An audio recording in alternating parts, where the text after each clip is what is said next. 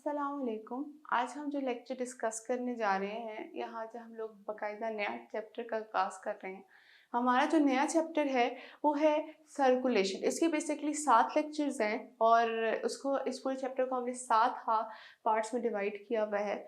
और जो circulation chapter है ये बहुत इम्पॉर्टेंट है और आप इस चैप्टर को रिवाइज़ करें, बार-बार पढ़ें, प्रीवियस रीडिंग कर लें। जैसे अगर चैप्टर लेक्चर लेने से पहले आप जो टॉपिक्स हैं उनकी पहले रीडिंग करें, फिर लेक्चर लें तो आपके लिए आसानी होगी। और ये बहुत अच्छा तरीका है अगर पढ़ने का। अगर आपने कुछ सीखना है तो पहले प्रीवियस रीडिंग लें और फिर उसको सही तरह लेक्चर अटेंड करें, फिर लेक्चर के बाद वापस रीडिंग करें तो आपको वो लेक्चर अच्छी तरह आ जाता है। तो फिर हम लोग बात कर रहे हैं सर्कुलेशन की। अब सर्कुलेशन है क्या?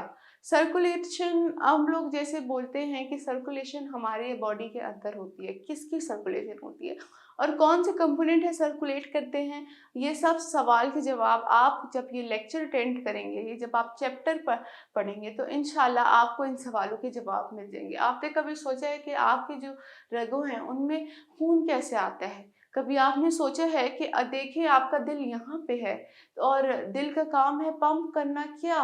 क्या पंप करना है? ब्लड। तो पंप किया हुआ ब्लड आपके पाँवों तक कैसे पहुंचता है या आपके दिमाग तक पंप किया हुआ ब्लड कैसे पहुंच जाता है? हालांकि ये तो करीब ही नहीं है, दिल के एक तरफ है और ये एक तरफ है।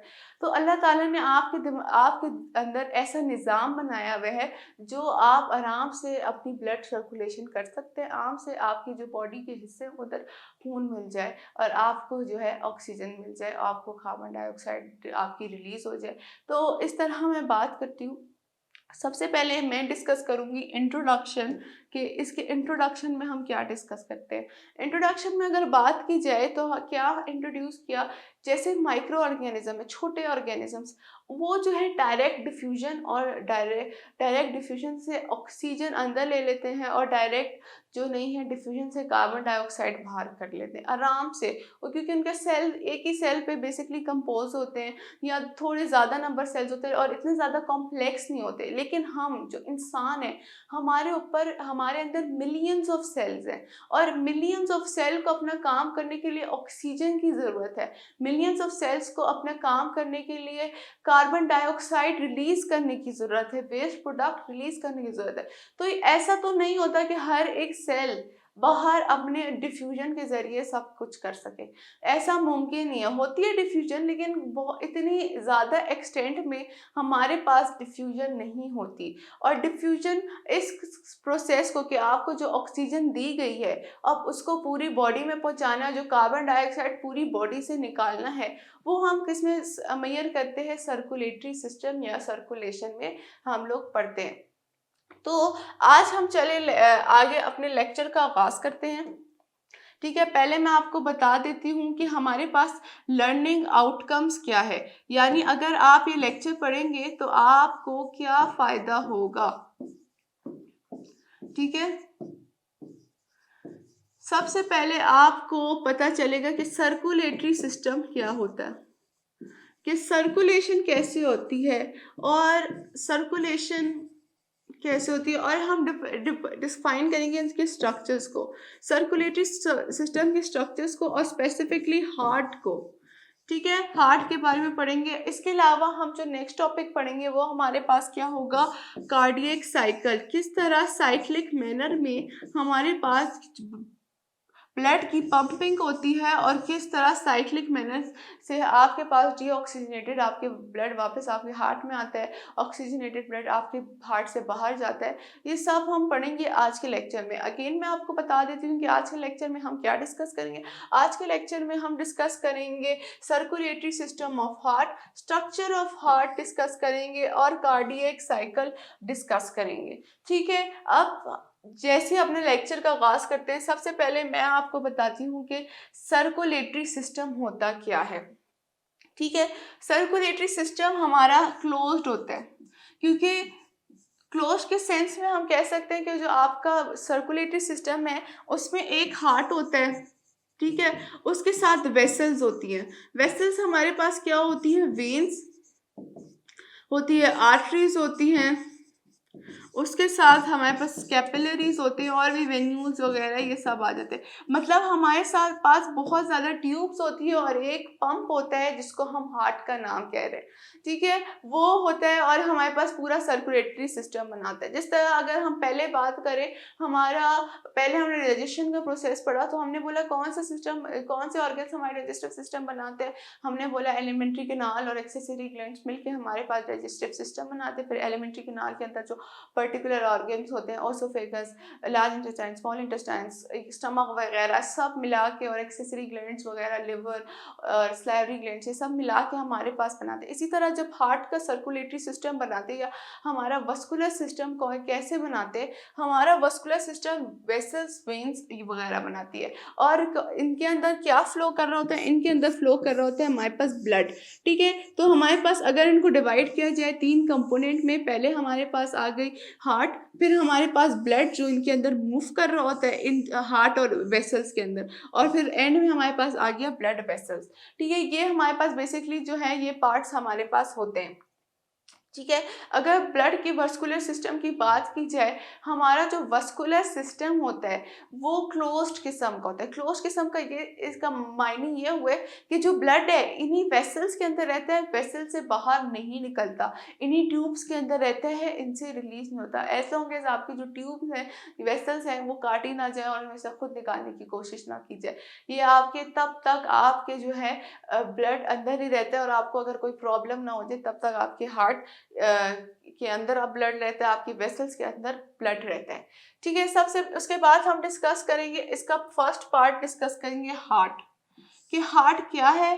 फिर इसका स्ट्रक्चर डिस्कस करेंगे, इंटरनल स्ट्रक्चर भी मैं आपको बताऊंगी, एक्सटर्नल स्ट्रक्चर भी बताऊंगी। आप देखते जाए, बुक खोलें और देखें कि कैसे हार्ट आपकी बुक पे भरा हुआ है पेज पे, और देखें कि क्या आया मैं सही बोल रही हूँ कि हमारा हार्ट वाकई ऐसे बना हुआ है।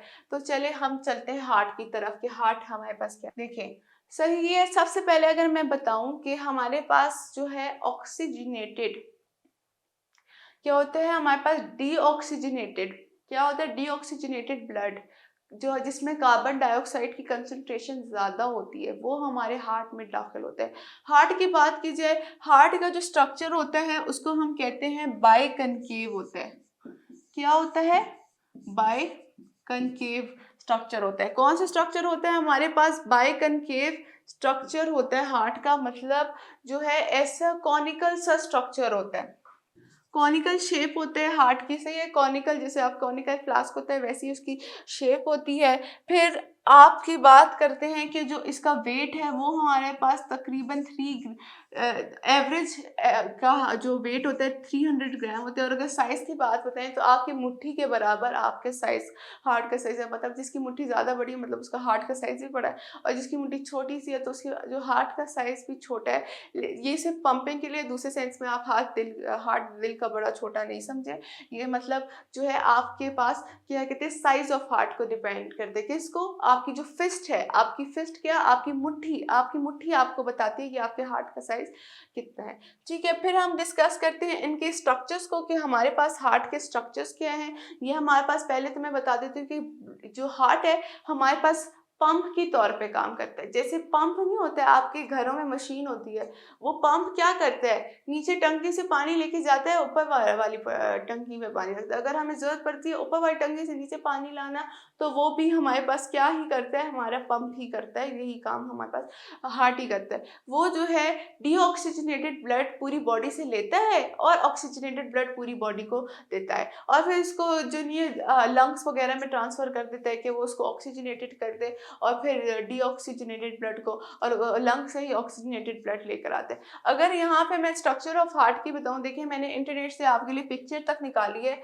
ये देखें, सुपीरियर वेना कावा, यहाँ से आपके पास पहले क्या आता है, कौन सा ब्लड आता है, डीऑक्सीजनेटेड ब्लड। डीऑक्सीजनेटेड ब्लड जिसमें कार्बन डाइऑक्साइड की मिकदार ज़्यादा हो, ऐसा खून जिसमें कार्बन डाइऑक्साइड की मिकदार ज़्यादा हो, डीऑक्सीजनेटेड ब्लड कहलाता है, ठीक है। डीऑक्सीजनेटेड ब्लड आपके पास आता है सुपीरियर वेना कावा से। सुपीरियर वेना कावा आपके पास ब्लड वेसल्स का ही हिस्सा है, आपके पास हार्ट का हिस्सा नहीं है, ठीक है। ये आता है आपके पास राइट आर्ट्रियम पे, किस पे, राइट आर्ट्रियम। अब राइट आर्ट्रियम में आते हैं और फिर राइट आर्ट्रियम से हमारे पास जाते हैं राइट वेंट्रिकल। ठीक है, किस तरफ जाता है हमारे पास राइट वेंट्रिकल। अगर हम बात करें जब यहाँ पे से हमारे पास आता है तो यहाँ पे हमारे पास वॉल्स होते हैं। वॉल्स मतलब जैसे देखे नलके नहीं होते हैं, नलके से कभी देखे आप नलकों को यूज करते हैं तो वो पानी निकलता है, नलकों को बंद करते हैं पानी निकलता है। इसी तरह एक ऐसे ही वॉल्स होते हैं, ऐसे ही नलके टाइप चीज होती है जो ब्लड को अंदर आने देते हैं और ब्लड को रोकते हैं। सही है, जो यहाँ पे होते हैं, जो इस साइड पे आपके पास वॉल होता है उसको कहते हैं सेमी लूनर वॉल। कौन सा वॉल कहते हैं? Semi lunar wall. Right side पे जो आपके पास वॉल हुआ वो सेमी लूनर वॉल हुआ। फिर जब ये राइट आर्ट्रियम से हमारे पास राइट वेंट्रिकल की तरफ जाता है तो फिर हमारे पास यहाँ पे एक और वॉल आ जाता है। ठीक है, उसको हम क्या कहते हैं? Tricuspid wall. कौन सा वॉल आता है? Tricuspid wall. ट्राइकस्पिड वॉल की तरफ जाता है। फिर जब ये ब्लड राइट आर्ट्रियम से आपके पास जाता है पल्मोनरी आर्टरी में। पल्मोनरी आर्टरी आपके पास वाहिद आर्टरी है जिसमें डीऑक्सीजनेटेड ब्लड होता है। पल्मोनरी आर्टरी की तरफ जाते हैं तो यहाँ पे एक और वॉल होता है, उसको हम कहते हैं पल्मोनरी वॉल। कौन सा वॉल? पल्मोनरी वॉल हमारे पास मौजूद है। फिर पल्मोनरी वॉल से जो है वापस हमारे पास ब्लड आता है, लंग्स में जाता है। फिर लंग्स से हमारे पास पल्मोनरी वेन के जरिए हमारे अंदर हार्ट जाता है लेफ्ट आर्ट्रियम को। लेफ्ट आर्ट्रियम में जो हमारे पास वॉल होते हैं आयोटा और उनके दरमियान, तो हमारे पास होता है सेमी लूनर वॉल। ठीक है, लेफ्ट आर्ट्रियम से हमारे बॉडी के अंदर गया लेफ्ट आर्ट्रियम, और हमारे पास जब लेफ्ट आर्ट्रियम से लेफ्ट वेंट्रिकल की तरफ जाता है तो लेफ्ट वेंट्रिकल के दरमियान हमारे पास होता है मिट्रल वॉल। कौन सा वॉल? मिट्रल वॉल, या इसको एक और नाम दिया गया है आपकी बुक में बाइकस्पिड वॉल। बाइकस्पिड इसको इसलिए कहा गया क्योंकि इसके दो फ्लैप होते हैं, दो दाने। मतलब आप देखें, अगर आप पिक्चर देखें तो आपको दो फ्लैप्स नजर आएंगे। ठीक है, मिट्रल वॉल हो गया। मिट्रल वॉल से फिर ये ब्लड जो है ऑक्सीजनेटेड ब्लड, जिसमें ऑक्सीजन की मिकदार ज़्यादा होती है क्योंकि लंग्स से आ रहा होता है, और लंग्स आपको जैसे कि पता है कि ऑक्सीजन के और कार्बन डाइऑक्साइड के ट्रांसपोर्ट में काम करते हैं। तो ये लेफ्ट वेंट्रिकल से ये जाता है हमारे पास आयोटा की तरफ। किस तरफ जाता है? आयोटा और लेफ्ट वेंट्रिकल के दरमियान हमारे एक वॉल होता है, उसको कहते हैं हम लोग आयोटिक वॉल। क्या कहते हैं हम लोग? आयोटिक वॉल कहते हैं। आयोटिक वॉल ये, अब इन सब वॉल्स का काम क्या है? ये जो है ब्लड को ज़्यादा पहले भी दूसरे रीजन में जाने से रोकती है और वापस ब्लड को उसी रीजन में आने को रोकती है। फॉर एग्जाम्पल अगर मैं आपको बताऊं, यहाँ पे जो सेमीलूनर वॉल है सुपीरियर वेना कावा और राइट आर्ट्रियम के दरमियान, वो क्या करता है? वो रोकता है वापस ब्लड को सुपीरियर वेना कावा से में जाने के लिए, राइट आर्ट्रियम से वापस सुपीरियर वेना कावा से जाए। इसी तरह अगर हम लोग यहाँ पे ट्राइकस्पिड वॉल की बात करते हैं तो ये क्या करता है? ये रोकता है ब्लड को वापस किधर जाने से? राइट आर्ट्रियम में जाने से। और अगर हम बात करें पल्मोनरी वॉल की, पल्मोनरी वॉल क्या करता है? ब्लड को वापस किधर जाने से रोकता है? राइट वेंट्रिकल में, और पल्मोनरी वेन की तरफ उसको धकेलता है। फिर इसी तरह पल्मोनरी वेन और राइट आर्ट्रियम के दरमियान जो वॉल होता है उसको हम सेमीलूनर वॉल कहते हैं, और वो भी प्रिवेंट करता है वापस जो है लंग्स में ब्लड जाने से उसी पैसेज से। ठीक है, और इसके बाद हमारे पास मिट्रल वॉल है। मिट्रल वॉल किसको प्रिवेंट करते हैं? लेफ्ट वेंट्रिकल से वापस लेफ्ट आर्ट्रियम की तरफ ब्लड जाने से रोकता है। और इसी तरह अगर बात की जाए आयोटिक वॉल की, आयोटिक वॉल जो है आयोटा से वापस ब्लड लेफ्ट वेंट्रिकल में जाने से रोकता है। और फिर आयोटा से आपके पास और भी वेन्स क्या कहते हैं, और भी हमारे पास आर्टरीज वगैरह अराइज करती है जो आपकी पूरी बॉडी पे वो करती है। अगर बात की जाए तो ये जो है हार्ट की लोकेशन की बात की जाए, हार्ट की लोकेशन कैसी है? हार्ट की लोकेशन की बात की जाए तो हार्ट बिल्कुल बीच में आपके प्रेजेंट है। किसके बीच में? आपकी चेस्ट कैविटी के बीच में, थोरैसिक कैविटी के बीच बिल्कुल मिडल में आपके पास कोरोनरी कैविटी के बिल्कुल मिडल में आपके हार्ट मौजूद है, और जो लेफ्ट साइड ऑफ हार्ट है वो थोड़ा सा लेफ्ट की साइड थोड़ा झुका हुआ है, क्योंकि इसका लेफ्ट साइड थोड़ा ज़्यादा बड़ा होता है, ठीक है। और इसके अलावा अगर इसकी प्रोटेक्शन की बात की जाए, इसको प्रोटेक्ट कौन करती है? आपकी रिब्स। रिब्स क्या होती हैं? आपके जो सीने में हड्डियां होती है ना, वो आपके हार्ट को प्रोटेक्ट करती है। ऊपर की तरफ से इस पर स्टर्नम होती है, पीछे की तरफ से हमारे पास वर्टिब्रल कॉलम है जो हमारे हार्ट को प्रोटेक्ट करता है। बिल्कुल लंग्स के दरमियान मौजूद होते हैं हार्ट। और एक और बात, इसको जो नहीं प्रोटेक्ट भी करती है एक किस्म की मेम्ब्रेन, पेरिकार्डियल मेम्ब्रेन। पेरिकार्डियल दो पेरिकार्डियल मेम्ब्रेन होते हैं जिनके दरमियान पेरिकार्डियल फ्लूइड होता है, जो इसकी कॉन्ट्रैक्शन और रिलैक्सेशन में काम। हमने पूरा पाथवे डिस्कस कर लिया कि किस तरह ब्लड जाता है, और फिर इसके बाद हमने ये भी डिस्कस कर लिया कि ये ट्राइकस्पिड और बाइकस्पिड वॉल के होते हैं। हमने डिस्कस कर लिया कि इसकी कवरिंग कैसी होती है और कवरिंग का क्या काम होता है। अब हम डिस्कस करेंगे नेक्स्ट इंपॉर्टेंट थिंग जो हमने डिस्कस करनी है, वो इसके मस्कुलर लेयर्स कैसे बनी हुई, कि किस तरह कंपोजिशन हुई है, किस तरह की कंपोजिशन हुई है। देखिए 3 किस्म के हमारे पास इसमें लेयर्स ऑफ टिश्यूज हैं, ठीक है। सबसे पहले हमारे पास जो है एपिकार्डियम है, जो हमारे पास बाहर की तरफ है। फिर हमारे पास मायोकार्डियम है जो कि हमारे पास किधर है, किसकी तरफ हमारे पास एग्जिस्ट करते हैं, अंदर की तरफ। और फिर जो इनर मोस्ट है वो हमारे पास है एंडोकार्डियम। अगर एपिकार्डियम की बात करें तो ये हमारे पास सिंपल हमारे पास कनेक्टिव टिश्यूज का बना हुआ है, ठीक है। और अगर हम मायोकार्डियम की बात करें, ये हमारे पास टिश्यूज कार्डियक मसल से बना हुआ है। अब कार्डियक मसल्स क्या होते हैं? Cardiac muscle special type of muscles होते हैं, ठीक है, हमारी बॉडी के अंदर होते हैं, और स्पेसिफिकली हार्ट के अंदर होते हैं, और ये खुद कॉन्ट्रैक्शन और रिलैक्सेशन करते हैं। इनको एनर्जी की ज़रूरत नहीं होती कि वो कॉन्ट्रैक्शन रिलैक्सेशन कर सके, तो मतलब ये इनवॉलेंट्री मसल्स होते हैं। फिर हमारे पास जो एंडोकार्डियम होते हैं वो सिंपल स्क्वेमस एपिथीलियम का बना होता है, जिससे आपके पास usually inner side of walls बनी होती है।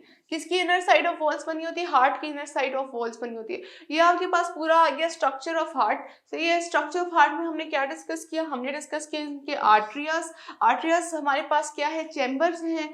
कौन से चैम्बर्स है? जिसमें ब्लड्स आते हैं। 2 चैम्बर आर्टरिया हैं हमारे पास। फिर हमारे पास 2 वेंट्रिकल्स आ जाते हैं, ये भी चैम्बर्स हैं। तो हमारे और इसमें भी ब्लड आता है। किधर से आता है? आर्टरी से ब्लड आता है। फिर आपने इनकी वॉल्स डिस्कस किए, मिट्रल वॉल डिस्कस किया, ट्राइकस्पिड वॉल डिस्कस किया, सेमिलुनर वॉल डिस्कस किया। फिर हमने एपिकार्डियम, मायोकार्डियम एंड एंडोकार्डियम भी डिस्कस कर ली कि इनकी लेयर्स किस तरह अरेंज्ड है, और कौन कौन सी उनकी कंपोजिशन है, और किस तरह वो एड करती है ब्लड सर्कुलेशन में, किस तरह वो एड करती है सर्कुलेटरी सिस्टम में, ठीक है। अब हमने जो नेक्स्ट चीज़ पढ़नी है, इसी टॉपिक का दूसरा हिस्सा है। पहले आपको मैं एक्सटर्नल सरफेस भी दिखा देती हूँ। देखिए एक्सटर्नल सरफेस ऑफ हार्ट है, यहाँ पे आपके पास देखें लेफ्ट कॉमन कैरोटिड आर्टरी आ गई, फिर यहाँ पे लेफ्ट सब क्लेवियन आर्टरी आ गई, फिर हमारे पास ब्रैकियोसेफेलिक ट्रंक आ गया, सुपीरियर वेना कावा आ गया, यहाँ पे हमारे राइट पल्मोनरी आर्टरी आई, राइट पल्मोनरी वेन्स आई, हमारे पास राइट आर्टरियम है, राइट कोरोनरी आर्टरीज। अब आपको कोरोनरी आर्टरीज के बारे में क्या पता है क्या होता है? कोरोनरी आर्टरीज ऐसी वो आर्टरीज हैं जो लंग से आती हैं, वो डायरेक्ट किसको ऑक्सीजनेशन प्रोवाइड करती है? वो आपके दिल को डायरेक्ट ऑक्सीजनेशन प्रोवाइड करती है। ये जो है हमारे दिल को डायरेक्ट बढ़ाती है, इसको कोई मतलब वॉल्स वगैरह से गुजरने की जरूरत नहीं है, डायरेक्ट आपको लंग्स से कनेक्ट करती है। आपके जो बाहर ये वेन्स जो नजर आ रही हैं, ये आपको यहाँ पे जो वेन्स नजर आ रही है रेड कलर में आपके पास, उसमें ऑक्सीजनेटेड है ब्लड है, और ब्लू कलर में आपके पास डीऑक्सीजनेटेड ब्लड है। तो ये जो है क्या करती है? ब्लड की को जो ब्लड सप्लाई है वो प्रोवाइड करती है, ठीक है। बाकी सब जो है हमारे पास अदर बॉडी पार्ट्स से कार्बन डाइऑक्साइड लेके आते हैं और अदर बॉडी पार्ट्स पे ऑक्सीजन लेके जाते हैं, ठीक है। ये हमारे पास हो गया एक्सटर्नल स्ट्रक्चर ऑफ हार्ट। अब हम डिस्कस करेंगे नेक्स्ट इंपॉर्टेंट थी हार्ट बीट एंड कंट्रोल। सही है, हार्ट बीट कैसे होती है? अगर आप अपनी नर्व्स चेक करते हैं, ठीक है, इम्पल्स चेक करते हैं, अपने उंगलियां दो लें और अपनी जो है फिस्ट के यहाँ पे रख दें, ठीक है, और काउंट करना शुरू करें जो भी आपको मूवमेंट फील हो। फिर अगर आप काउंट करेंगे तो आपकी एवरेज, अगर आप सही काउंट किया होगा तो 1 मिनट में 72 टाइम्स आपकी जो ये वेन्स है या जो आपकी आर्टरीज है जो भी हैं वो बीट करेंगी। तो नॉर्मल हार्ट की क्या रेट होता है? 72 टाइम्स। 72 टाइम्स आपके पास हार्ट बीट करता है। और जब पहले हमारे पास क्या बीट करते हैं, आर्टरीज बीट करती है, आर्टरिया बीट करते हैं हमारे पास। फिर हमारे पास क्या बीट करते हैं, वेंट्रिकल्स बीट करते हैं। फिर हमारे पास क्या होता है, ये दोनों रिलैक्स करते हैं। फिर इन सब प्रोसेस को हम लोग क्या कहते हैं, कार्डियक साइकिल कहते हैं, और एक की पूरी बीट कंप्लीट करते हैं। एक बीट के बारे में अगर डिस्कस करें तो इसके 3 बेसिक कंपोनेंट हो जाते हैं, atrial systole, ventricular systole and diastole. सही है। अब हम बात करते हैं आर्ट्रियल सिस्टोल।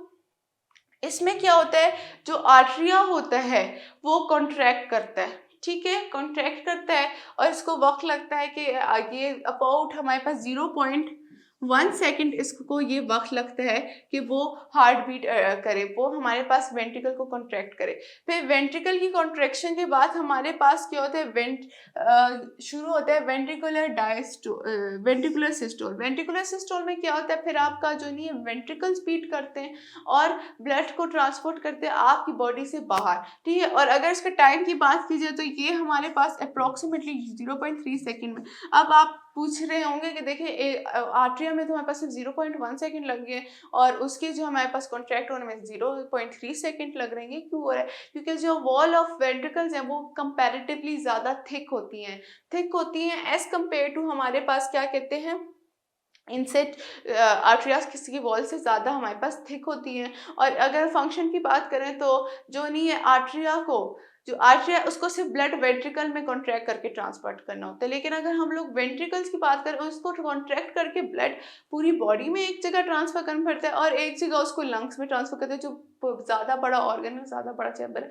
जिसके लिए जाहिर सी बात है ज़्यादा फोर्स अप्लाई होती है और 0.3 सेकेंड आपके पास लगता है। फिर इसके बाद जो है, इसके प्रोसेस के बाद, इस साइकिल के बाद हमारे पास 0.4 सेकेंड के बाद के लिए जो आपके पास दोनों वेंट्रिकल है और जो आपके पास दोनों आर्टरिया है वो दोनों रिलैक्स करते हैं, ना कॉन्ट्रैक्ट करते हैं, सिर्फ रिलैक्स करते हैं। जब वो रिलैक्स करते हैं तो हमारे पास क्या प्रोड्यूस होती है, हमारे पास बेसिकली क्या प्रोड्यूस करता है, डायस्टोल प्रोड्यूस है। इसमें क्या, इस प्रोसेस को हम क्या कहते हैं, डायस्टोल। जो पहले तो हुए वो सिस्टोल है, आर्ट्रियल सिस्टोल और वेंट्रिकल सिस्टोल। फिर हमारे पास क्या हुआ है, आर्ट्रियो वेंट्रिकुलर डायस्टोल प्रोड्यूस होता है। ये आपके पास पूरा मैकेनिज्म आ गया, ठीक है।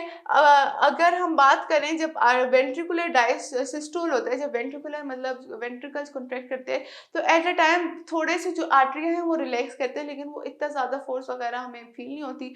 तो बेसिकली जो दोनों ज़्यादातर रिलैक्स करते हैं वो डायस्टोल के स्टेप पे हमारे पास रिलैक्स करते हैं, ठीक है। अगेन हम लोग डिस्कस कर ले कि हार्ट बीट कैसे होती है और उसकी कंट्रोल कैसी होती है। हार्ट बीट हमारे पास कॉन्ट्रैक्शन ऑफ हार्ट से प्रोड्यूस होती है। जब ब्लड आप जो हार्ट बीट आप मेजर करते हैं अपनी इम्पल्स के ज़रिए, अपने अपने जो नब्स के ज़रिए आप जो करते हैं, वो बेसिकली हार्ट को ही मेजर करते हैं, क्योंकि हार्ट बीट जो होती है, जो हमारी वेन्स में जो ब्लड होता है वो तभी बहता है जब हमारे पास जो हार्ट है वो कॉन्ट्रैक्ट और रिलैक्स करता है, ठीक है। इसको हमने 3 स्टेप्स में डिस्क्राइब किया, आर्ट्रियल सिस्टोल, फिर वेंट्रिकुलर सिस्टोल और एंड में हमारे पास डायस्टोल। सही है। अब इसमें जब हमने आर्ट्रियल सिस्टोल की बात की तो ये हमने पता चला कि 0.1 सेकेंड के लिए होते हैं। और क्या होता है, इसमें दोनों जो आर्टरिया है वो कॉन्ट्रैक्ट करते हैं और क्या करते हैं, ब्लड को किधर भेज देते हैं, हमारे पास वेंट्रिकल्स में। फिर वेंट्रिकुलर सिस्टोल में क्या होता है, फिर दोनों वेंट्रिकल्स जो है कॉन्ट्रैक्ट करते हैं। इससे क्या हो जाता है, इनके जो बीच में वॉल होता है, ट्राइकस्पिड और बाइकस्पिड वॉल, वो बंद हो जाता है और जो वो ब्लड है वो कहाँ भेज देते हैं, वो भेज देते हैं लंग्स में या हमारे पास दूसरी बॉडी पार्ट में या आयोटा की तरफ भेज देते हैं। तो ये हमारे पास बेसिकली होता है। फिर इन दोनों स्टेप्स के बाद हमारे पास 0.4 सेकेंड के लिए हमारे पास एक और स्टेप होता है जो रिलैक्स करता है दोनों को कॉन्ट्रैक्टेड, क्योंकि वो ज़्यादा अगर कॉन्ट्रैक्टेड स्टेट में रहेंगे तो फिर जाहिर सी बात है कि वो एक नहीं कर सकेंगे। सारा प्रोसेस सीक्वेंटल होता है, मतलब पहले हमारे पास आर्ट्रियल सिस्टोल होता है, फिर हमारे पास दूसरा जो स्टेप्स होता है वो हमारे पास होता है वेंट्रिकुलर सिस्टोल, फिर जो तीसरा स्टेप्स हमारे पास हो जाता है वो हमारे पास होता है कि हमारे पास डायस्टोल होता है। कौन सा डायस्टोल होता है, हमारे पास आर्ट्रियो वेंट्रिकुलर डायस्टोल दोनों एक साथ होते हैं, ठीक है। अगर देखें यहाँ पे, अगर आपको डिफरेंटली दिखाया गया है, देखिए cardiac diastole, are chambers are relaxed and blood flow into the heart. क्या होता है, पहले चैम्बर शुरू से मैं आपको बता रही हूँ, सबसे पहले कार्डियक डायस्टोल हो जाता है कि आपके पास दोनों जो चैम्बर्स हैं, देखें दोनों चैम्बर्स, ये वाला भी चैम्बर, ये वाले भी चैम्बर्स, तो ये 4 चैम्बर्स हो गए, सही है, आर्टरी और वेंट्रिकल सब 4 चैम्बर्स हो गए। ये दोनों क्या कहते हैं, रिलैक्स करते हैं और ब्लड आपके जो नहीं है, आपके जो हार्ट में वो भर जाता है। फिर क्या होता है, आर्ट्रियल सिस्टोल, ये मतलब आर्ट्रिया जो है वो कंट्रैक्ट करता है और ब्लड को किधर पुश करता है, वेंट्रिकल्स में पुश करता है, ठीक है। फिर हमारे पास क्या होता है, वेंट्रिकुलर सिस्टोल, सही है। वेंट्रिकुलर सिस्टोल में क्या होता है, आर्ट्रिया रिलैक्स कर देता है और वेंट्रिकल्स कॉन्ट्रैक्ट करते हैं और ब्लड हमारे पास कहाँ चला जाता है, ब्लड हमारे पास बॉडी से बाहर चला जाता है या लंग्स में चला जाता है या फिर कहीं और चला जाता है, ठीक है। वापस डिस्कस कर लेते हैं, जो कार्डियक डायस्टोल होता है वो हमारे पास 0.1 सेकेंड के लिए होता है, और फिर अगर हम आर्ट्रियल सिस्टोल की बात करें वो हमारे पास होता है 0.1 सेकेंड के लिए, और अगर हम वेंट्रिकुलर सिस्टोल की बात करें तो वो हमारे पास 0.3 सेकंड के लिए होता है। इसकी वजह मैं आपको बता चुकी हूँ कि इनकी वॉल ज़्यादा थिक होती हैं, और थिक होने की वजह ये है कि जो नहीं है, ब्लड इनको ज़्यादा लॉन्ग डिस्टेंस पे ट्रांसपोर्ट करना पड़ता है और ज़्यादा फोर्स, कंसिक्वेंटली आपके पास ज़्यादा फोर्स पे अप्लाई होती है। फिर एंड में वापस हमारे पास क्या आ गया, डायस्ट और वेंट्रिकुलर सिस्टोल आ गया। वेंट्रिकुलर सिस्टोल से वेंट्रिकल से ना सारा जो ब्लड बाहर निकलता है और जो आपके पास जो आर्टरी होते हैं वो रिलैक्स करना स्टार्ट कर देते हैं। ये हमारे पास एक साइकिल आ गया। अगर मैं साइकिल लिखूं, पहले आपके पास आ जाते हैं आर्ट्रियल सिस्टोल, ठीक है। इस आर्ट्रियल सिस्टोल के बाद हमारे पास जो साइकिल आई, ये हमारे पास अप्रोक्सीमेटली हुई 0.1 सेकेंड के लिए। फिर हमारे पास हुई यहाँ पे वेंट्रिकुलर सिस्टोल, ठीक है। ये आपके पास कितने सेकंड्स के लिए, ये आपके पास हुई तकरीबन 0.4 सेकंड के लिए हुई। फिर आपके पास वापस आ जाता है, फिर आपके पास आ जाता है डायस्टोल, ठीक है। ये आपके पास कितनी देर के लिए होता है, ये आपके पास 0.4 सेकंड्स के लिए होता है, और ये आपके पास वेंट्रिकुलर सिस्टोल आपके पास 0.3 सेकंड्स के लिए होता है। तो ये आपके पास पूरा एक साइकिल हो जाता है। फिर वापस आपके पास आर्ट्रियल सिस्टोल होता है, फिर अगली साइकिल में फिर आपके पास वापस ये वेंट्रिकुलर सिस्टोल होता है, फिर हमारे पास डायस्टोल होता है। तो ये एक कंटिन्यूअस प्रोसेस है जो बार बार होता जाता है, ठीक है। पहले स्टेप्स में क्या होता है कि जब डायस्टोल होता है हमारे पास ब्लड भर जाता है, कॉन्ट्रैक्ट करता है आर्टरिया किसके दरमियान, हमारे पास क्या कहते हैं, आर्टरियल सिस्टोल के दरमियान हमारे पास कॉन्ट्रैक्ट करता है और फिर ब्लड हमारे पास बाहर निकल आता है, और फिर वेंट्रिकुलर सिस्टोल के दरमियान जब को कॉन्ट्रैक्ट करता है तो फिर ब्लड हमारे पास पूरे हार्ट से ही बाहर निकल आता है, और फिर वापस डायस्टोल हमारे पास प्रोसेस शुरू हो जाता है। तो ये एक किस्म का पंप स्टार्ट हो गया और एक साइकिल स्टार्ट हो गई। इसी वजह से जो नहीं, साइक्लिक मैनर में ही ब्लड आपकी वेसल्स में मूव करता है और इसी तरह मूव करता है। वापस इस आज के चैप्टर में हमने क्या पढ़ा, हमने सर्कुलेशन पढ़ी, सर्कुलेशन का इंट्रोडक्शन पढ़ा। इंट्रोडक्शन के बाद हमने क्या पढ़ा, स्ट्रक्चर ऑफ हार्ट पढ़ा कि स्ट्रक्चर ऑफ हार्ट कैसा है और उसको किस तरह अल्लाह ताला ने ऐसा बनाया है कि वो आपके लिए एक मैकेनिज्म, एक यूजफुल मैकेनिज्म कर सकता है। फिर हमने क्या पढ़ा, हमने कार्डियक साइकिल पढ़ी। कार्डियक साइकिल में हमने कार्डियक सिस्टोल, कार्डियक सिस्टोल और कार्डियक डायस्टोल। कार्डियक सिस्टोल में हमने क्या पढ़ा, वेंट्रिकुलर सिस्टोल, और हमारे पास क्या पढ़ा, वेंट्रिकुलर सिस्टोल पढ़ा, और हमने आर्ट्रियल सिस्टोल पढ़ा। फिर वेंट्रियल सिस्टोल के बाद हमने डायस्टोल पढ़ा। तो इस लेक्चर को बार बार देखें, बार बार रिवाइज करें, बार बार इसके क्वेश्चन आंसर्स देखें। वापस आपको मैं बता देती हूँ कि हमने क्या पढ़ा। हमने पढ़ा हार्ट का स्ट्रक्चर पढ़ा। हार्ट का स्ट्रक्चर बहुत इंपॉर्टेंट है इन सेंस ऑफ पेपर, आप ये पहले भी पढ़ चुके हैं, इसलिए आपके लिए चैप्टर मुश्किल नहीं होगा, क्योंकि इसमें ज़्यादा बेसिस आपकी जो 10th क्लास है या 9th, अगर आप फेडरल बोर्ड के स्टूडेंट है तो आपके 9th के क्लास के सारे बेसिस, और बलूचिस्तान बोर्ड के स्टूडेंट है तो आपके पास ज़्यादातर हमारे पास इसकी बेसिस कहाँ पे आती है, आपके पास 10th क्लास में आती है।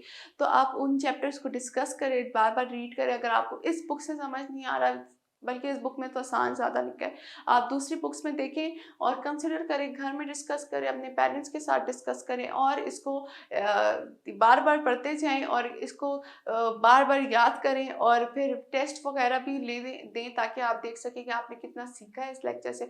इस लेक्चर को बार बार देखें और जब तक आपको समझ नहीं आता इसको देखते जाएं और अपने कॉन्सेप्ट्स को क्लियर करें और पेपर्स के लिए अच्छी तरह तैयारी करें। यह टॉपिक आपके लिए इन टर्म्स ऑफ पेपर भी बहुत इंपॉर्टेंट है। अगली बार जब हम हम पढ़ेंगे, अगली बार हम लोग इलेक्ट्रोकार्डियोग्राम पढ़ेंगे और एक कंडक्टिंग सिस्टम ऑफ हार्ट पढ़ेंगे, किस तरह हार्ट कंडक्ट करता है। और ये हमारे पास बेसिकली तमाम बेसिस हो गए। ठीक है, ये हमारे पास आज का लेक्चर था। अगले लेक्चर के लिए प्रिपेयर्ड रहें। नेक्स्ट लेक्चर मैं किस पे दूंगी वापस बता देती हूँ, ईसीजी पे दूंगी, इलेक्ट्रोकार्डियोग्राम पे दूंगी, और किस पे दूंगी, मैं कंडक्टिंग सिस्टम ऑफ हार्ट दूंगी। यहाँ तक के लिए इतना काफ़ी है। और अल्लाह हाफिज़। Thank you for listening me.